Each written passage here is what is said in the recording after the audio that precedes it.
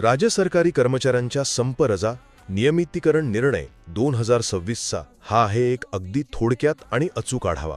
पहा, एप्रिल महिन्यात झालेल्या संपाबाबत सरकारने आज एक अत्यंत महत्त्वाचा निर्णय जारी केलाय, ज्याचा थेट परिणाम संपात सहभागी झालेल्या सर्वांच्या पगारावर आणि नोकरीच्या रेकॉर्डवर होणार आहे. तर पहिली महत्त्वाची गोष्ट म्हणजे सरकारने संपाचे हे 4 दिवस बिनपगारी रजा न मानता अर्जित रजा म्हणजेच अर्न्ड लीव्ह म्हणून नियमित केलेत. हे ना अगदी आपलं सेव्हिंग अकाउंट म्हणून पैसे काढण्यासारखं आहे.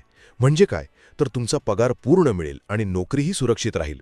पण तुमच्या हक्काच्या अर्जित रजांच्या खात्यातून हे 4 दिवस नक्कीच वजा होतील बरं का. दुसरी अतिशय महत्त्वाची गोष्ट म्हणजे या निर्णयात शासनाने एक अतिशय कडक कायदेशीर अट टाकली आहे की ही सवलत पूर्वाधारण म्हणून समजली जाऊ नये.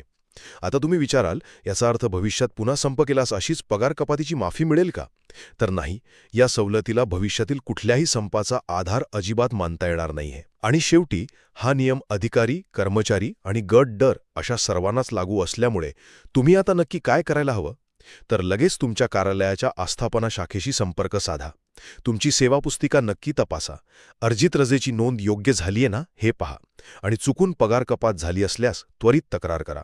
थोडक्यात सांगायचं तर सरकारने संपाचे ते 4 दिवस अर्जित रजा म्हणून ग्राह्य धरून तुम्हाला पगार कपातीपासून वाचवले नक्की, पण त्या बदल्यात तुमच्या शिल्लक रजा मात्र कमी झाल्यात. त्यामुळे अजिबात वेळ न दवडता आत्ताच तुमच्या कार्यालयाशी संपर्क साधा, नोंदी तपासा आणि तुमचे रेकॉर्ड्स नेहमी अपडेट ठेवा. माहिती आवडल्यास व्हिडिओ लाईक करा, शेअर करून इतरांपर्यंत पोहोचवा. शासन निर्णय, शासकीय योजना आणि माहिती या यूट्यूब चॅनलला सबस्क्राईब करा.